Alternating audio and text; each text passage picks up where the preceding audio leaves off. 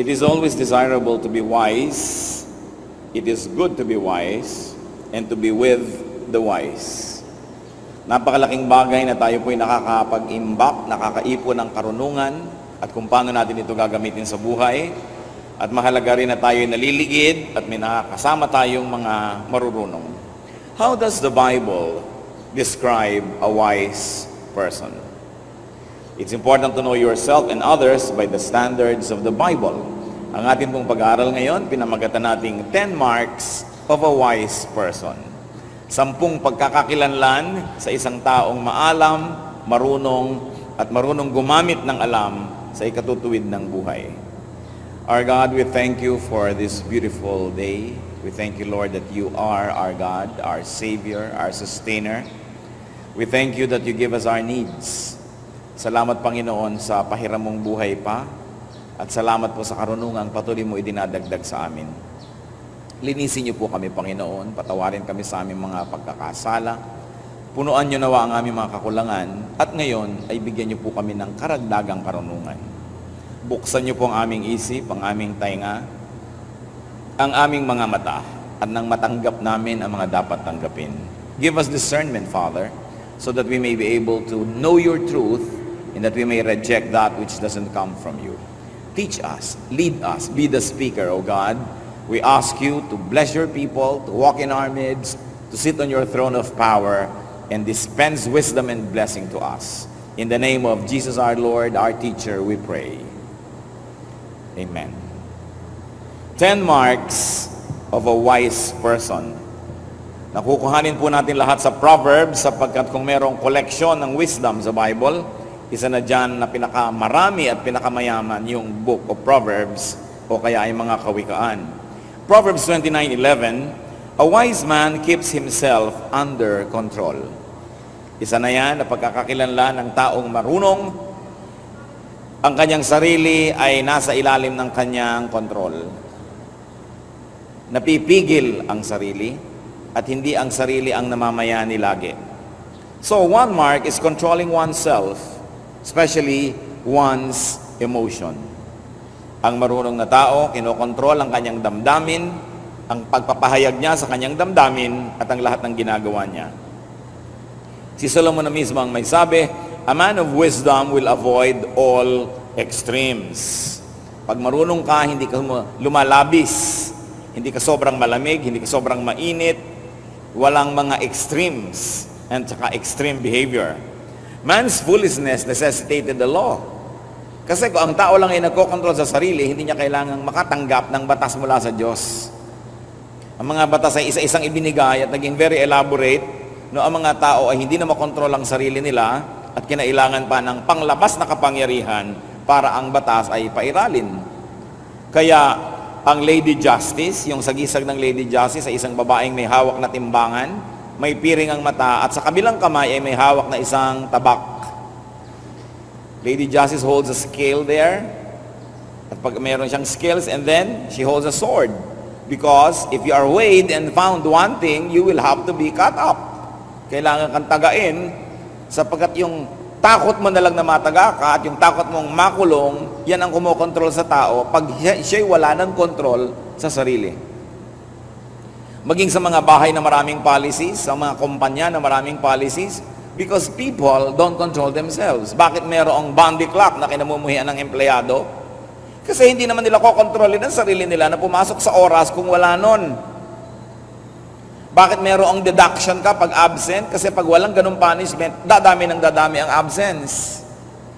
Pagka maraming patakaran at batas, ibig sabihin lang, ang tao ay hindi nagkukusa na kontrolin ang sarili. Sa pagkokontrol po sa sarili, hindi natin ibig sabihin yung sobrang control, not the repressive control that can lead to schizophrenia. Sapagkat yung sobrang control naman, na bigong-bigo ang sarili mong ipahayag ang katotohanan at yung mga nais mong gawin, ang nangyayari, ang mga tao ay nagkakaroon ng mga kabaliwan, nagkakaroon ng double personality. Ang hindi nila maipahayag sa tunay at normal nilang buhay, kailangan silang magkasakit, kailangan silang magkaroon ng abnormal situation para mapagbigyan na ipahayag yung hindi maipahayag. Kaya po sa mga pamilyang sobrang higpit ang mga magulang o ang mga matatanda, sa mga bayan o baryo o lipunan na masyadong maraming bawal, masyadong conservative, masyadong maraming control, diyan maraming nababaliw, diyan maraming sinasabi nilang napoposes, diyan maraming sinasabi nilang nakukulam, at kung ano-ano pa. Hindi po kulam yun at hindi possession. Pag sobrang ang tao'y sinisikil, yung hindi niya maipahayag, ipapahayag ng kanyang katawan sa ibang paraan. Kaya kung minsan nagsasalita na iba ang boses, tumitirik-tirik ang mata, bumubula-bula ang bibig, akala natin agad demonic possession. Most of the time, those are just people who have repressed feelings. Mga hindi ba ipahayag na damdamin. At hindi po ang pagpipigil nun ang pinag-uusapan natin. What do we mean? Control that is enough to keep social order and to keep one's dignity. Pero hindi naman sobrang control na meron ka ng gustong kainin, hindi mo kinakain, meron kang gustong sabihin na hindi naman magkakaroon ng isang napakalaking social disorder pag sinabi mo, o kaya ay social calamity. Hindi po yan ang pinag-uusapan. Pero yung hindi ka na nakakakibo, hindi ka nakakapagbigay ng opinyon, hindi ka na natatanong kahit kailan, sunod ka na lang ng sunod, yan po yung mga nagiging dahilan at nakakapagbigay ng mga uri ng mga psychological illnesses. Kaya sa mga very conservative towns, yun yung marami, ay nakulam si ganon, nahipa ng masamang hangin, etc., etc. Repressed lang yon. Baka mga babaeng gusto magpaligaw ay ayaw paligawan ng magulang at mga kuya, nabaliw tuloy. Mga dabdaming di ba ibulalas at di maipahayag. Isa po sa magaganda nating gift sa ating kapwa ay hayaan sila mag-express. Sapagkat naiipon yan sa loob, yung pressure cooker man kailangang sumingaw, sapagkat pag hindi nakakasingaw ay sasabog. Akala ng mga sobrang disiplinaryan, merong social order at may orderliness sa kanilang tahanan, sa kanilang organisasyon ko ang lahat ay hindi na kumikibo. Pero may panahon din na sasabog yon. So, well-timed expression is good. But a man of wisdom will control himself and his emotion so that he doesn't go to the extreme. Isa po yan na pagkakakilanlan ng taong marunong may control sa sarili. Proverbs 12:16, a prudent man overlooks an insult. Another standard by which wisdom might be gauged. Ang tao daw pong mahusay, marunong, mapag-isip, ay maraming pinapalampas, maging mga ituturing na pag-insulto o paglapastangan sa kanya. So, another mark of wisdom is staying calm when offended. Pagka po tayo ay na-offend, kung minsan ang feeling natin tayo na bastos, nalapastangan, papaano tayo sumasagot? How do we react? What are the usual foolish reactions? One is to prove who you are. Kung na-insulto ka, na-offend ka, at kaya mo yung tao ng insulto sa iyo, ilalabas mo lahat ng iyong armas at wawasakin mo siya. Lalo't kung mas mataas ang iyong posisyon sa lipunan, o kaya sa kayamanan, o sa kapangyarihan. That's a foolish reaction. Another is to pick a fight. Na-insulto ng konti, mga hamon na ng babag, saksakan, patayan, barilan, ubusan ng lahi. A foolish reaction is to take a bloody and a messy revenge. Remember though that staying calm doesn't mean not correcting the wrong. It doesn't mean allowing yourself to be the offender's punching bag. Yun pong pagiging mahinahon ay hindi ibig sabihin tatanggapin nyo ang lahat ng ibinabato sa inyo nang wala man lang kayong katutul-tutul, at hindi ibig sabihin na tatanggapin nyo lahat ang mga panglalapastangan. Subalit kung itutuwid nyo man yun at gagawa man kayo ng paraan na iyan na itama, ay ginagawa sa isang mahinahon na paraan. Because wise people stay calm, they keep calm, and especially they keep themselves under control while addressing an offense. Hindi ibig sabihin na godly ka, tinanggap mo na rin, di ka naling kumibo. Kasi dapat ang liko ay tinutuwid, ang madilim nililiwanagan, ang marumi nililinis. And one approach of wise people to offense is they say, it's not really me who's the problem, but you. Halimbawa, nabastos ka, alam mo namang wala kang ginawang mali, pwede mong sabihin, hindi naman ako bastusin, talagang bastos lang siya. So siya ang may problema at hindi ko siya papatulan. Ang isa pong sukatan ng kadakilaan ng pagkatao ay yung pagpili ng pinapatulan. Kung lahat ay pinapatulan natin, ibig sabihin ay kasimbaba din tayo nung nais nating patulan. At ang problema sa nakikitabla, if you want to get even, is you have to go down to the level of your opponent. So even transcontinental trains don't stop at every station. Even major airplanes don't land in every airport. So kung tayo po ay may nararating na taas at antas ng karunungan, namimili na tayo ng pinapatulan at dapat pakonti ng pakonti iyon. Proverbs 10:19, he who holds his tongue is wise.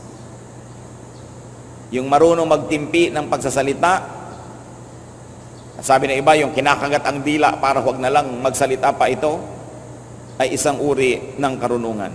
So restraining one's lips is a measure and a sign of wisdom. Still, this is under the self-control department, you will notice. Speaking too soon, saying too much can tie you down. Marami pong tao ang nalalagay sa alanganin, nakokompromiso, napapasubo dahil nagsalita agad o kaya maraming sinabi. Remember this, the unspoken word is still your slave,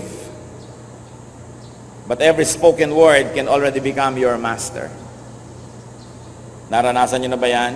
Na may magsasabi sa inyo, you promised me, sinabi mo, di ba sabi mo ganito? Di ba ang turo mo ganito? Pag may sinabi ka na, maaari na ngayong isumbat sa'yo, maaari na ngayong gamitin para kapilitin na kumilo sa isang uri ng direksyon.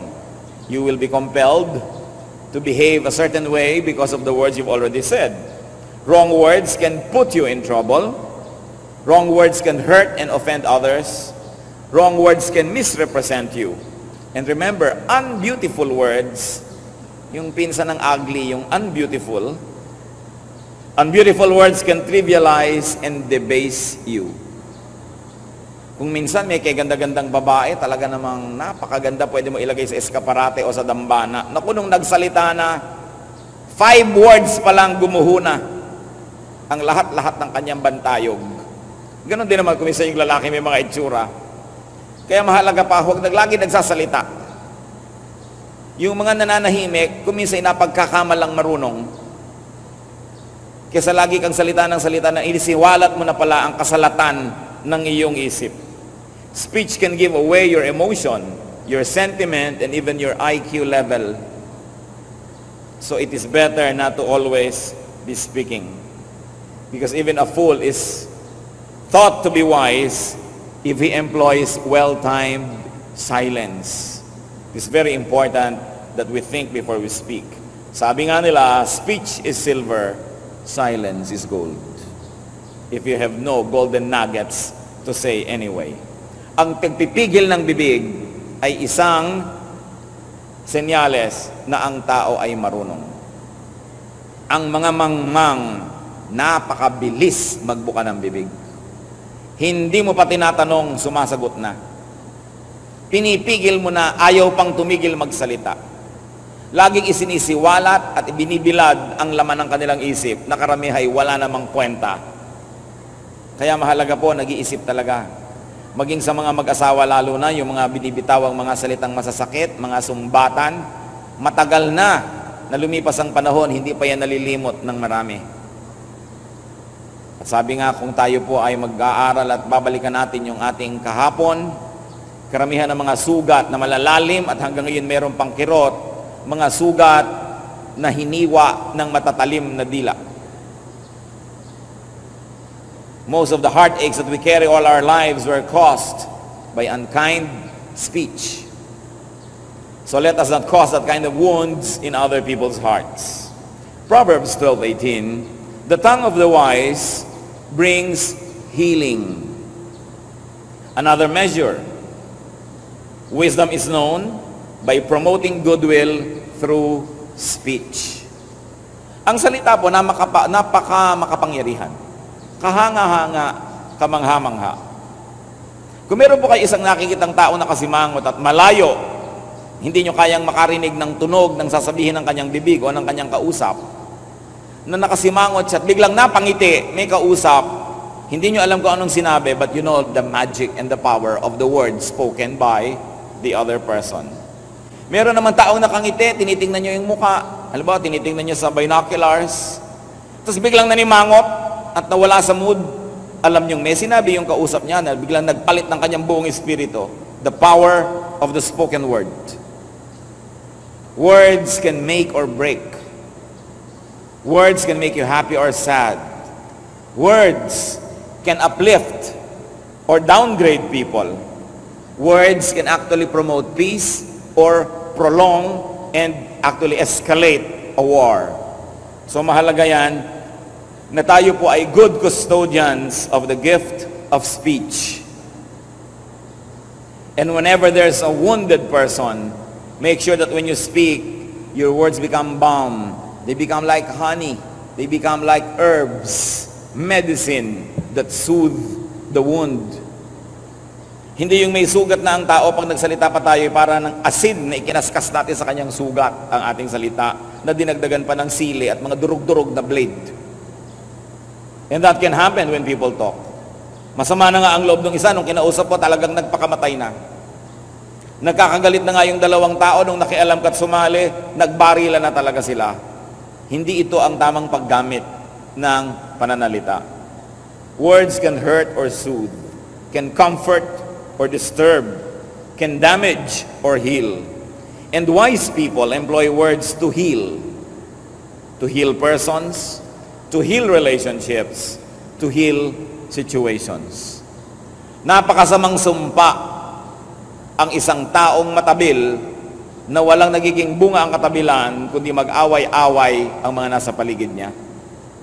Isang napakalaking sumpa ang isang tao na pag sumali sa inyong buhay, napapagulo ang buhay nyo, napapaaway kayo, lumalala ang mga hidwaan dahil siya'y mapanggulo. So titiyakin po natin, una, hindi tayo yon, at pangalawa, iniiwasan natin ang ganong mga tao. Pansinin ninyo mga kapatid, may mga tao na pagka dumating sa inyong mundo, kung bagay kayo parang isang tahimik, no? Na tubig, ay pagka siya ay sumali, para kayong kinaukaw at nahalukay na ang lahat ng putik sa ilalim at gumulo at naging burak ang inyong magandang pond. Sometimes you seem like a pond without blemish on its face, and then a troublesome person and a troublemaker suddenly throws a stone into the middle of your pond, which sends concentric circles to your farthest shores. And sometimes it's not even those concentric circles, kundi nagkagulo-gulo ang buhay nyo. Iwasan nyo ang ganong mga tao. Yung tao na pagka kinausap kayo, mamaya pag alis niya, galit na kayo sa kagalit niya. Inis na kayo sa taong hindi naman kayo kanina inis. Dapat isip yung, teka, nai-influensya niya ako. So we should promote goodwill through speech. Gawin po natin yung misyon. Araw-araw sasabihin natin, Lord, binigyan niyo po ako ng dila, binigyan niyo ako ng speaking mechanism, lahat ng mga alam ko at hindi alam tungkol sa aking pagsasalita, pati yung lungs, pati yung hangin, kasali dyan, sa paggawa ng mga salita. Isinusuko ko po ang aking bibig at ang buong capacity to speak before your holy presence. Use it as an instrument of peace and not of war.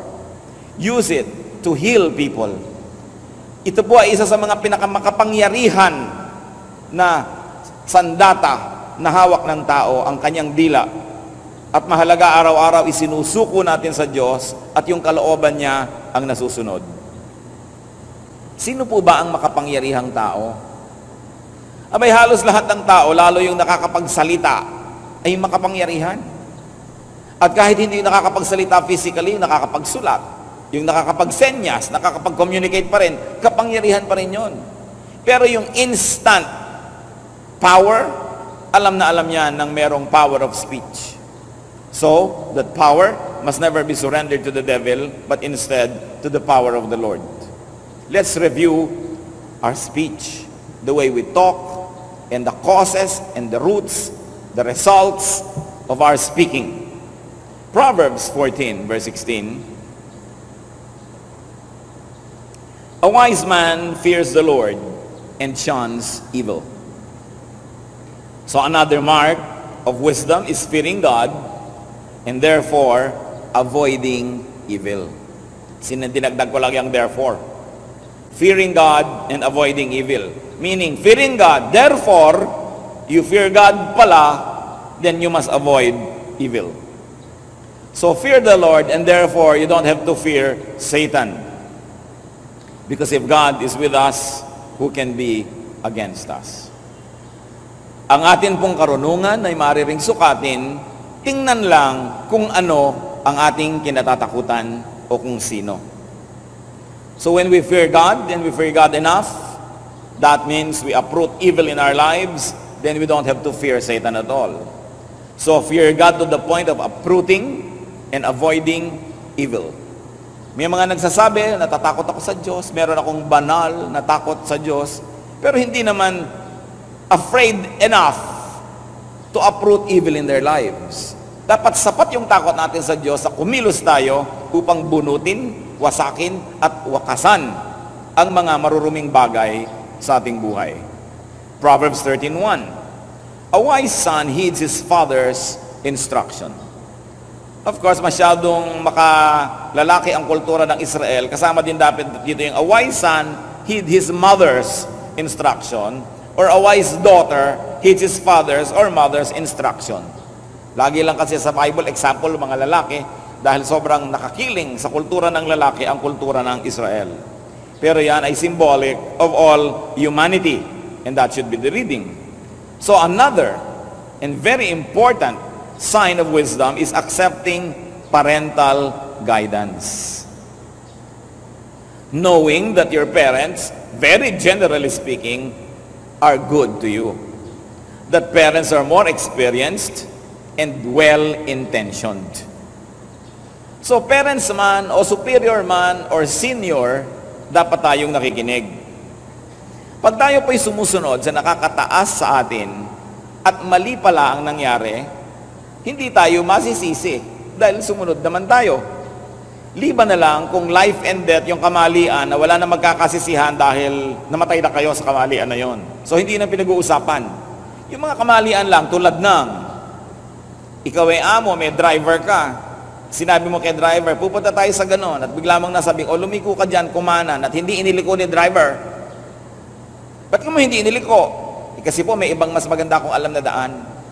Pag nagkamali ka ngayon ang mapupuntahan mo at isang pagkakamali, lagot ka. Kasi hindi mo siya sinunod. Pero kung sinabi niyang lumiko ka dyan at lumiko ka nga at mali pala, sasabihin lang niya, ay mali pala, o balik, hindi ka mapapagalitan.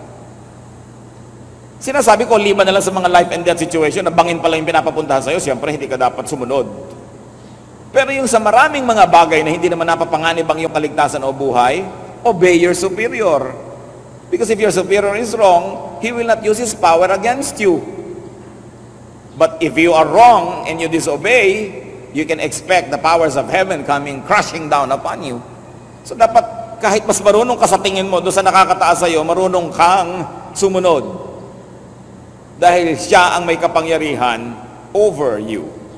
And very especially children, parents, maliban na lang that they are abnormal at siguro 0.001% lang yon, parents love you. Parents are only after your welfare. So whether you understand them or not, obey. Unless it is obvious that your obedience will lead to your personal disaster and that there's no doubt that it would lead to that, then you may not. Because then you will submit yourself to higher authority who is God. Meron pong laging nagsasabi, di ba dapat tayo sumusunod sa authority? Di ba we are to obey authority, sabi ng Bible? Ang tanong ko, kung ang inyong head of state ay si Hitler, will you obey? Bakit ang mga komadrona sa Ehipto, ang may authority, yung Pharaoh, sabi ng Pharaoh, pag may mga nanganak kayong kababayan ng mga Hudyo, patayin nyo ang mga lalaking bata. Dahil natatakot ang Pharaoh, dumadami na yung mga lalaking Hebrews. So, hindi sila sinunod ng komadrona? Hindi sumunod sa authority ang komadrona? Dahil mali ang authority, anong ginawa ng Diyos? Pinagpala ang mga komadronang ito. Na siguro mga old maid, dahil ang sabi sa Bible, binigyan ng kani-kanyang asawa at pamilya ng Diyos.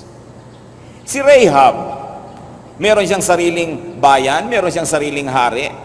At nung pinasok ng mga anak ng Diyos ang kanilang bayan, ang mga espiya, itinago ni Rahab. Mga kalaban ng kanyang bayan, kalaban ng kanyang hari.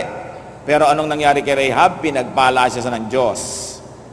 Sinasabi ko sa inyo, hindi lang kayo kukuha ng isang verse at sasabihin nyo, obey authority, na kahit na isang halimaw ang authority, obey ka pa ng obey. Kahit na peke ang authority, obey ka ng obey. Kailangan tinitingnan mo yung higher truth, yung higher calling of God's reason, because the Bible is full of examples wherein disobedience to authority actually led to blessings.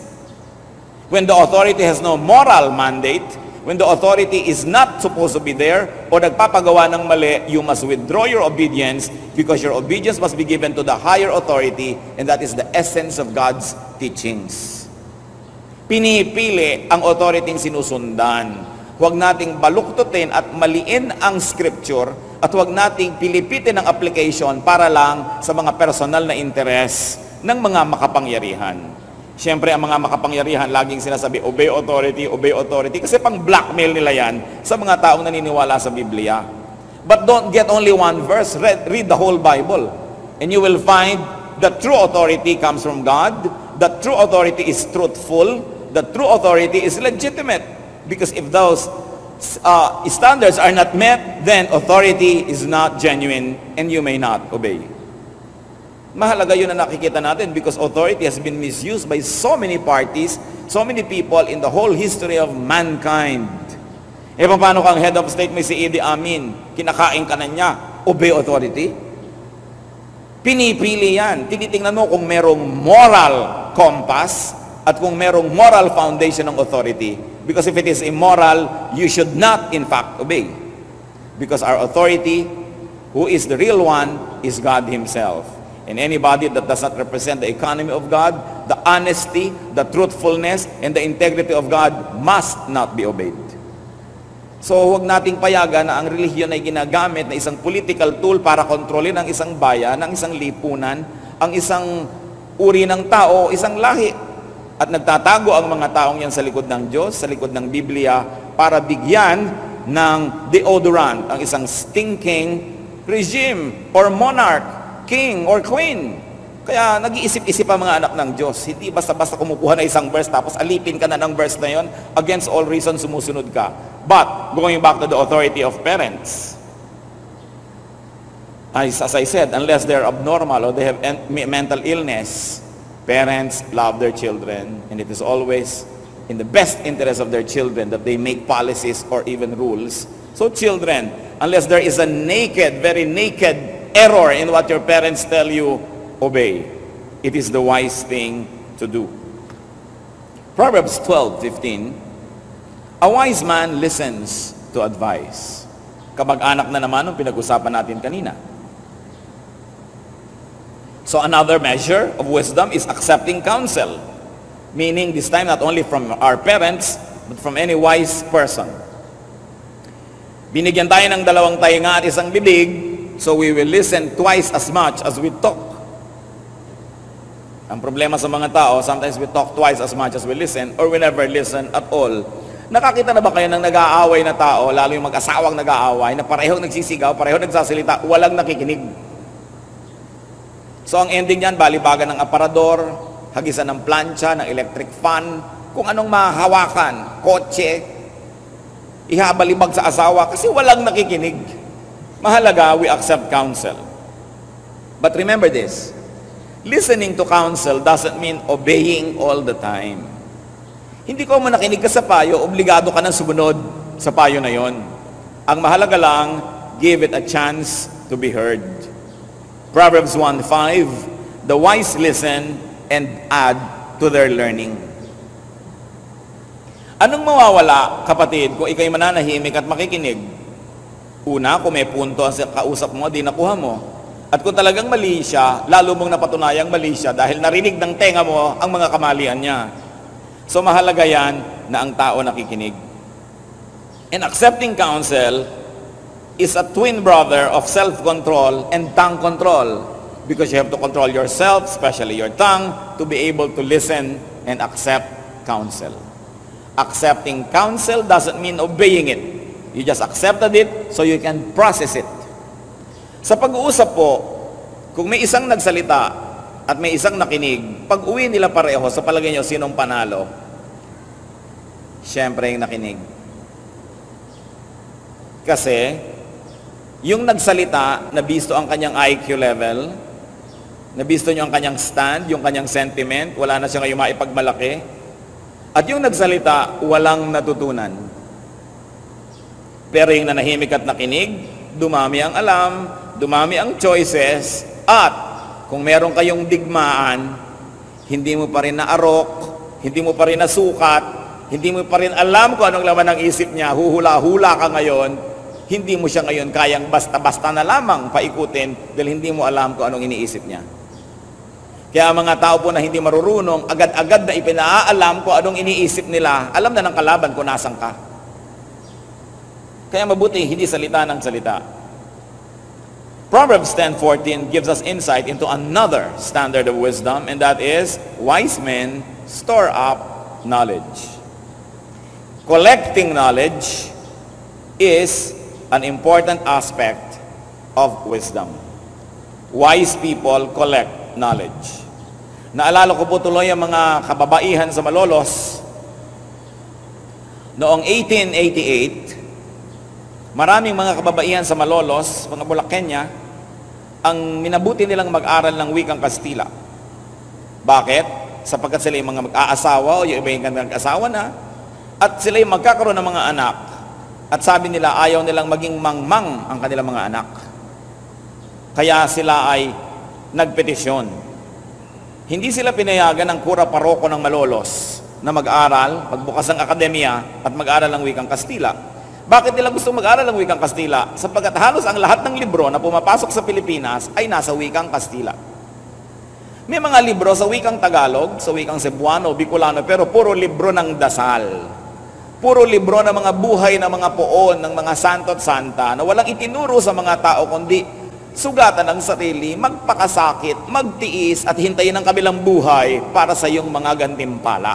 Siyempre, gustong-gusto yun ang relihiyon, para ang tao ay tiis na lang ng tiis, dusa ng dusa, donate ng donate, at iniintay premyo sa kabilang buhay. It is a way to control people. So yung mga kababaihan sa Malolos, gusto nilang lumawak ang kanilang alam, labas at lampas sa pader ng kumbento at ng simbahan na walang itinuro sa kanila kundi magtiis at magmano sa mga praile.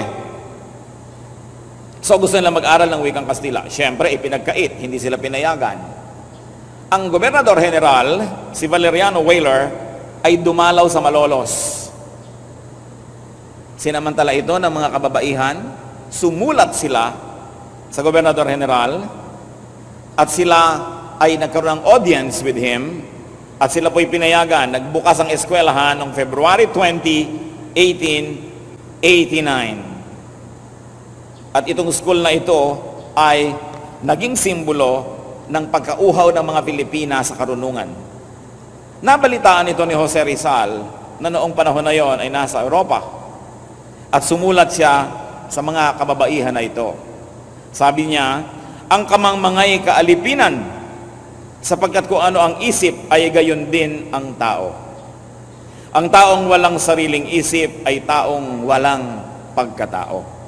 Ang bulag na tagasunod sa isip ng iba ay parang hayop na susunod-sunod sa tali. Kaya sabi niya, kinikilala ko kayo at pinagpupugayan ko ang inyong pagkauhaw sa karunungan. Sabi niya, marapat lang na ang kababaihan ng ating bansa ay maging marurunong, sapagkat ang ating susunod na saling lahi ay lumalaki sa kandungan ng mga ina. At ang mga inang mangmang ay walang palalakihin, kundi mga alipin lamang. Ang mga mangmang na mga magulang, walang ituturo kundi kamangmangan din. Sabi, wala kayong gagawin kundi ang next generation, magiging mga alipin lamang. Kaya mabuti ang naghahangad ng karunungan. And nobody is too old to learn new things.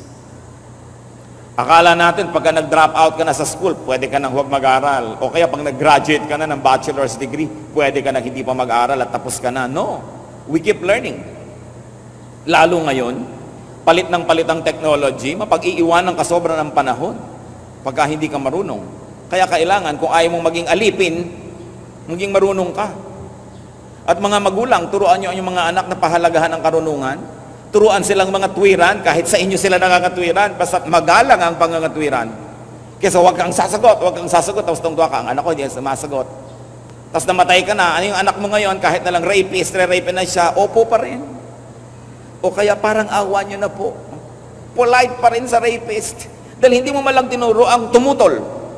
Yan ang kulang na kulang sa ating maraming kababayan. Sobra tayong sinanay ng relihiyon at ng mga matatanda na maging sunod-sunuran lamang para tayo mga hayop na hinihila lang sa tali at sumusunod naman. Kaya ang tunay na kalayaan ng Espiritu ay kalayaan din magpahayag sa sarili. Subalit ano ang mga kasangkapan para ipahayag yan? Karunungan. We must value knowledge. Kaya lang, katulad ng pagbabasa. Biruin nyo, magbabasa kayo ng isang libro, halimbawa binasa nyo ng ilang oras o ilang araw, ilang buwan o ilang taon na ginawa yun ng author na sobrang pinaghirapan, sinaliksik, inayos, makikinabang kayo, naiistro ninyo ang utak ng mga marurunong, napapakinabangan natin ng napakaraming pagpupuyat at pagpapagal ng mga nananaliksik sa konting pagbabasa. And this is what we have to develop as a society, as a nation, the habit of reading. Kaya pag nakakita ka ng mga tao na nasa eroplano o nasa barko o magkakatabi kahit saan, pag nakita mong nahiling magbasa, usually hindi Pilipino yon. Dahil mga Pilipino, daldalan, kwentuhan ng kwentuhan. Ano yung Q-text mo? Anong brand yan? Mamaya, 3 oras na pinag-uusapan yung Q-text ng katabi. Ang Q-text nga ng kumari ko, ganito ganyan. Hanggang umuwi na lang sila, wala namang nadagdag sa kaalaman nila. Hindi naman masama magkwentuhan, mabuti yan. It's a very nice social activity. Pero lagyan nyo naman ng hangganan. Hindi walang katapusang kwentuhan, wala namang narating ang utak. Parang sumakay sa Ferris wheel, kahit 100 ikot, pagbaba mo, nandun ka pa rin, hilo ka pa. At marami po mga tao ganon, kahit makipag-usap kayo sa kanila ng 10 araw, pag uwi nyo, wala pa rin kayo napala. Sayang ang oras. Ugaliing magbasa. Makinig ng mga bagay na pakipakinabang at manood ng mga makabuluhang mga bagay. Dapat pinipili ang mga pinapanood sa TV. Siguro 85% ng mapapanood nyo sa Philippine television, nakaka-brain damage lang kayo, mabuti pag huwag na manood. Pero may mga matitino naman, piliin lamang. Pero yung mga pa-contest na A, pula, B, blue, ano ang A? Ang sasagot pa ba? Blue. Meron pang green. Tapos pagtatawanan ngayon, tuwang-tuwa ang mga tao sa kanilang mga kamangmangan at mga kahibangan. Mga contest na walang kakwenta-kwenta, mga ililipat mo yung bola sa kabilang balde, takbo ka ng takbo, bola dito, bola doon, bola dito. Trabaho yun ng mga koneho. Mga lobong pinapaputok, mga tubig na pinapasabog, hindi yan para sa mga taong nag-iisip. Kaya napakalaki ng pananagutan ng multimedia sa kamangmangan ng bayan na ito. Dahil ating kinukonsinti ang kahibangan ng mga taong hindi marunong mag-isip. Sa halip na akayin ng marurunong ang mga mangmang, kinukonsintit, pinagsasamantalahan ng marurunong ang kamangmangan ng mga tao sapagkat yun ang napagkakaperahan nila. At siyempre ang relihiyon, tuwang-tuwa rin ang mga tao yung mangmang sapagkat sa kamangmangan nila nagiging mahusay at mga importante ang mga theologians. Ang mga theologians lamang at ang mga mangangaralang nakakabatid ng mga kaalaman tungkol sa Diyos. Kaya gustong-gusto ng mga yan, mangmang ang mga tao. At mas mahirap sila, mas mabuti. Dahil pag mahirap ang mga tao, mas mangmang at mas madaling akaying parang mga hayop na may tali. Kaya ayaw ng relihiyon, ng population control, ng mga pag-aaral tungkol sa mga bagay na magpapayaman sa tao at magpapaunlad ng buhay, sapagkat ang isang bayang nakalugmok sa kamangmangan ay madaling alipinin. That's why we must also look at the oppressive works of religion even in our country. Na ayaw ng mga pag-uusap, ayaw ng mga marurunong na mga pagpapalitan ng kuro-kuro. At kung masusunod ang simbahan, maging sa panahon na ito, maraming ipagbabawal na babasahin o papanonoorin, hindi binibigyan ng karapatan ng taong mag-isip at pumili kung ano ang kanyang iisipin. Gusto nilang lagyan ng piring ang mata ng buong bayan upang maakay nila bilang isang bulag at hindi sila maubusan ng mga alipin. Yan ang ginagawa ng maraming relihiyon. Tungkulin ng isang taong naghahanap sa Diyos ang maghanap ng liwanag at katotohanan sapagkat ang Diyos ay liwanag at katotohanan at ang katotohanan ay nagpapalaya. It is our highest objective that people are set free to become the fullest persons that God meant them to be and not just to lead them on like blind people or like animals.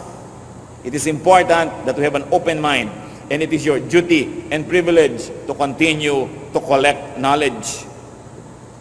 Umiwas at mag-aksaya ng panahon sa mga walang kabuluhang mga usapan, mga walang kabuluhang mga palabas. mga pinag-uusapan na tao, chismis, buhay ng may buhay, na wala namang ikabubuti, nasusuong pa kayo sa gulo. Proverbs 11:30, he who wins soul is wise.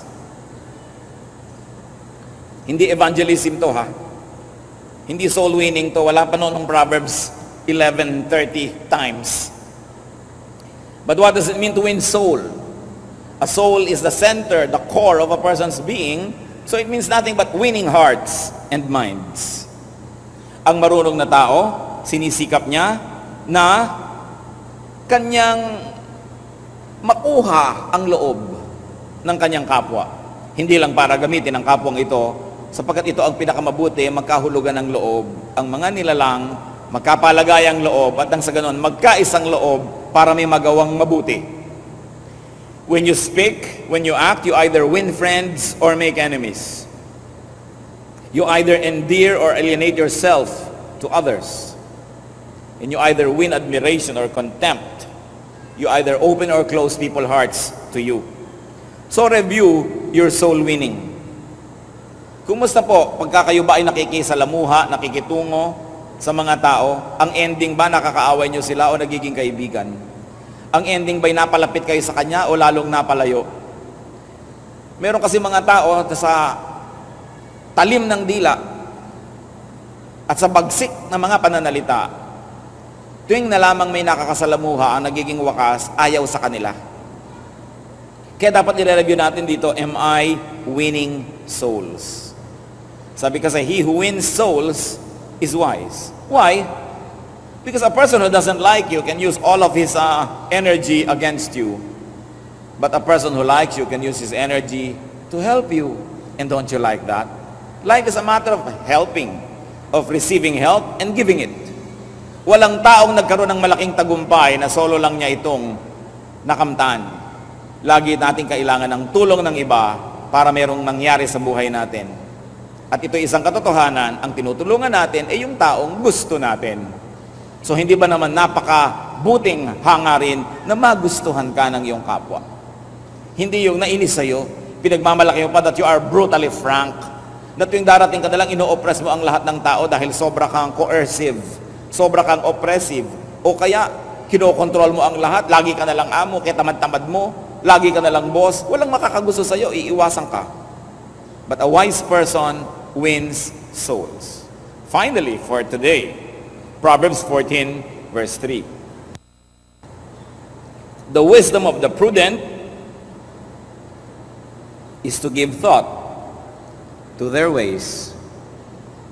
So, looking ahead to see what is coming is a mark of wisdom. Looking ahead to see the inevitable result of your words or deeds. Therefore, considering, reviewing, and examining your ways and style of doing things. Ang taong marunong, tumitigil, binibitawan ang ginagawa, nagmumuni-muni, at nag-iisip-isip kung ang paraan ng kanyang pamumuhay ay mabisa, mabuti, at mabunga. Kung nakita na natin ang paraan natin ng pagsasalita o paraan ng pakikitungo, paraan ng pagtatrabaho, paraan ng pamumuhay ay walang mabuting idinudulot, dapat huwag tayong mag-atubili na palitan ang ating mga pamamaraan.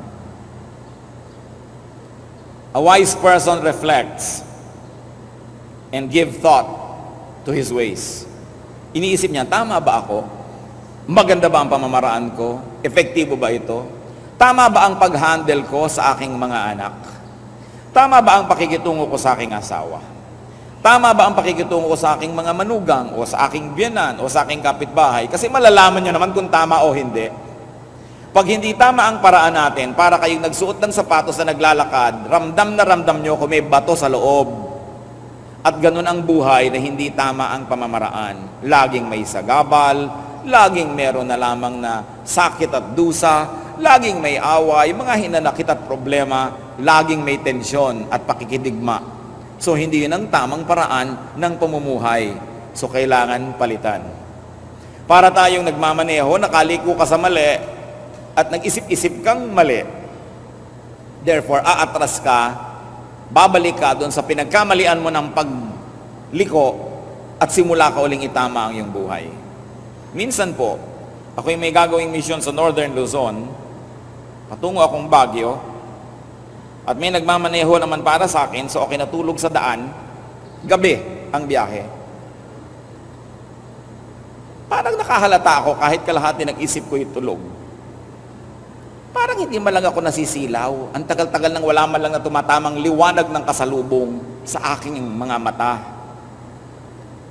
So dumilat ako, at pagdilat ko ganyan, como nakahiga ako, ang nakita ko sa bintana ay napakalalapit na mga dahon na halos pumasok na lang sa sasakyan namin kung hindi nakasara ang bintana. Pagkakipot-kipot na daan at walang kasalubong. At si Mr. Driver, drive ng drive patungong Baguio. Sabi ko, teka, nasaan na tayo? Bakit tayo nandito? Patungo tayong Baguio. Wala man lang tayo nakakasalubong patungo tayong Baguio. Ang kipot-kipot ng daan na ito, patungo na tayo sa tubuhan. Hindi man lang nakakahalata si driver na wala na siya kasalubong, walang nag-overtake, wala na mga tao, pakipot ang daan, patungo pa rin siya sa Baguio. Alam niyo po, nakakatawa man, maraming tao ganun ang buhay. Hindi na nakahalata na mali ang style nila. Hindi na nakahalata na wala na silang kaibigang nagtagal. Hindi na nakahalata na wala nang natuwa sa kanila. Na wala na silang trabahong pinagtagalan. Na wala na silang ginawang nagtagumpay. Hindi na nakahalata na dapat silang tumigil, mag-isip-isip at umatras because somewhere along the way, they made a wrong turn. It is important to give thought to your ways. We must be result-oriented. And if it's not bringing us good results, then change ways. So be wise. It is important to be wise. Proverbs 8:33, listen to instruction and be wise. And be with the wise. Proverbs 13:20, he who walks with the wise grows wise. Proverbs 8:33 po yung listen to instruction and be wise. So dapat tayo nakikinig at makibarkada tayo sa marurunong. Kung papatulan naman nila tayong kabarkadahin, dapat naman kasi meron din tayong iniaalok na karunungan sa kanila para tayo patulan. And bless the wise. Pag nakakita kayo ng wise person, i-bless nyo. Turuan nyo, tulungan, sapagkat yan ay regalo ng mundo ng Diyos sa sangkatauhan. Wise people are God's gift to humanity. Proverbs 8:34-35, ang nagsasalita ay wisdom. Blessed is the man who listens to me, watching daily at my doors, waiting at my doorway. For whoever finds me finds life and receives favor from the Lord. Salamat, Ama, sapagkat maaari kaming tumanggap ng pabor mula sa inyo. Pabor ng karunungan. Nawa, Panginoon, ay nakinig kami sa inyo at kinausap niyo naman kami. Ipakita niyo nga kung marunong nga po kami o hindi. At sa mga marurunong na, salamat. Salamat po. Nawa, matuto pa kaming dagdagan ang aming karunungan. May we stretch our tent curtains wide. May we increase the capacity by which we can hold wisdom. Turuan mo kami, Lord, to continue to be teachable, to study our ways, and to listen to you. Nawa sa mga kapatid na may mga kamalian sa buhay na nagkakaapekto na sa kanilang buhay at sa buhay ng iba, ipakita mo ng buong linaw kung ano ang yung minamarapat na pagbabago ng aming pamamaraan. At nang sa ganun, Panginoon, ang magandang buhay na inilalaan at inanais mo para sa amin ay aming makamtan. Magbulay-bulay tayo mga kapatid sa ilang saglit ng katahimikan at hayaan na ang Espiritu ng Diyos ang tumapo sa usapang ito. Makinig tayo sa kanyang mga payo, lalong-lalo sa mga praktikal na bagay na kailangan nating gawin sa ating buhay.